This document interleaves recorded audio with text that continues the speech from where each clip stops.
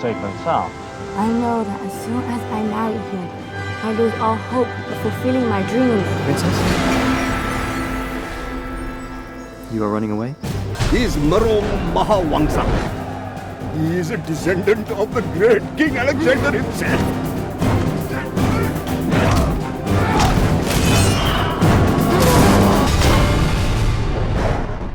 Thank you so much for coming here today with us.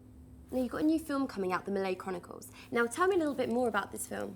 The storyline is based on a warrior that is quite legendary in Malaysia, and he founded the country, and that is sort of, it's his story about how it came about and the nation's forming and the characters involved, and yeah, it's sort of a historical epic. You know, you're a little girl and you grow up and you're like, I want to be a princess, and then someone's paying you to be a princess in Malaysia, and it's just like, wow, okay, where do I sign? Now, it must be a really big film for Malaysia, obviously. Yeah, it is. I think it's their, Malaysia's way of launching themselves onto an international film market, like to compete with the other big Asian contenders like Japan and China and Hong Kong, so which is why they cast in worldwide.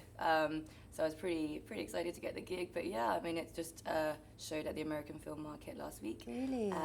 And yeah, it's gonna be pretty big for the country. Definitely. Yeah. Now, you have another film coming out called Jack Falls. Yes.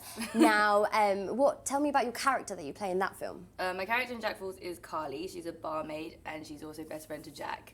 Oh, really? And so they have quite a close relationship.